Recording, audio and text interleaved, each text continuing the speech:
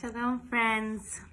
As you can see, I'm out of my nook in the house and in my office just for a couple of hours, all by myself, settling in for my mincha moment, and I'm happy to share that with you. It is June 11th, Thursday, and we are in Parshat Beha'alotcha. So the Torah portion this week is Beha'alotcha. And we have at the very beginning of this Torah portion, Aaron is commanded to lift up the lights, or to make it possible that the lights will actually be lifted up. It's sort of a strange configuration of the verb. And there's a couple things that we learned from Rashi in terms of understanding this first couple of verses in the Torah portion. And the first is that Aaron's job is not just to kindle the lights, but to make it possible for them to rise up on their own accord. The second is that on this menorah, this lampstand that stood in ancient times as the Israelites wandered through the wilderness, and then eventually in the temple that stood in Jerusalem, there was a giant menorah with 7 branches, and the 3 branches on each side would face inwards toward the one central branch. And the third is that this whole menorah structure was supposed to be made out of a single piece of metal.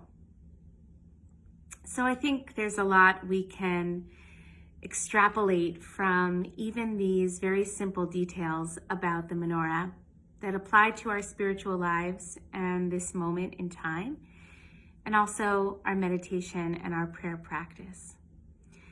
So the first is that, like Aaron, we are all lamplighters. And the goal is not just to light the lamp, but to create the circumstances under which that light can grow and sort of rise up on its own accord.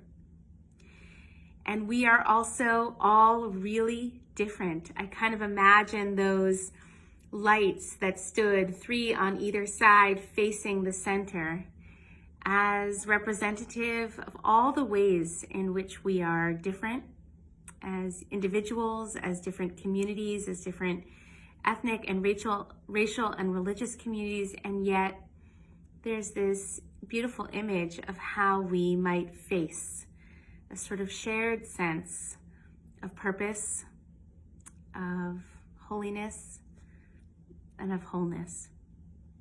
And then finally, that we are all part of this one piece of hammered metal. And I think it's so important that we remember that as a human species, we are bound up, our lives are bound up in each other. And that though we feel ourselves at times to be incredibly separate, that in truth, in the deep, deep underlying truth of existence, we are connected. We are one. We are the same. And so I want to extend these different connections to our prayer and our meditation practice. I want to invite us to use this mincha moment, this moment of centering and grounding, of stillness, momentary stillness, to see if we can't embody that light. The Baal Shem Tov teaches that when you enter into a dark room, there is an instinct to enter that room with a broom and chase the darkness out. But of course, that doesn't work. All it takes is one person who's willing to walk in with a single candle that can illuminate the whole space. And one of the beautiful things about light is that one candle can light the next without diminishing itself. And that too, I think, is a message that each one of us needs to embody our own light. And we can also light other people's lights without losing our own. That this mindset of scarcity is false, and that there is enough to go around. There is enough love, there is enough dignity, and there is enough justice to go around for us all. So I invite you to find a good seat, or perhaps to lie down if you prefer, to close your eyes, soften your gaze.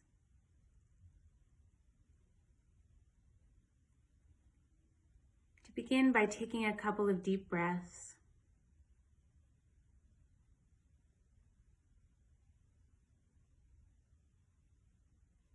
Softening anywhere there might be holding, clenching, tightness, stress.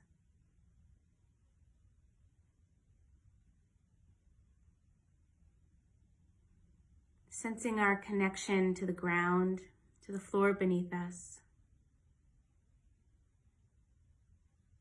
to that gentle energy which holds us close, steadies our base.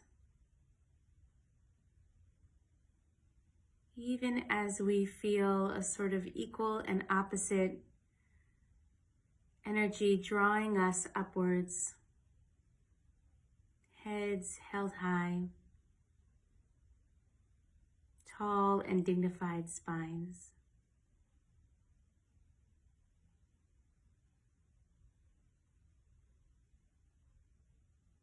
And as we sit here and breathe together, we feel ourselves part of a larger menorah, as individual lights rooted within a lampstand that can hold us all.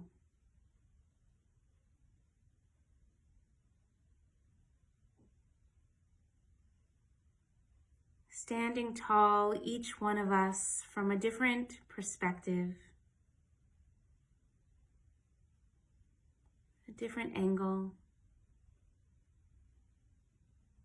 but all facing the one.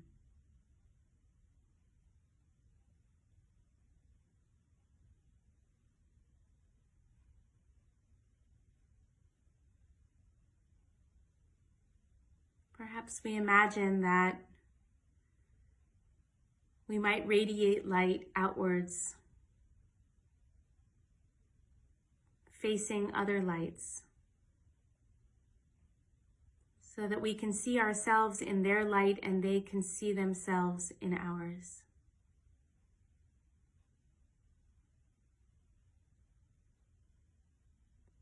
So that if we notice someone else's light is dimming, we can share ours knowing that there is enough to go around.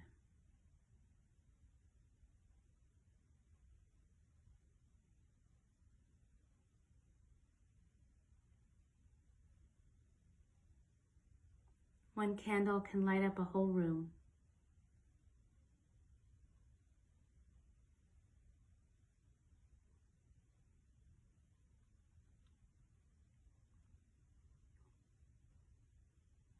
May we commit our breath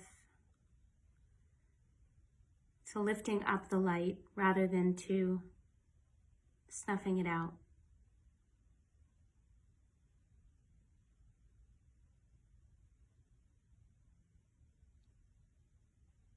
And may we enter into all the spaces we inhabit, the heart space, the home space, the public space, with the light of the divine, with the light of compassion, with the light of love, so that the whole world can burn brighter.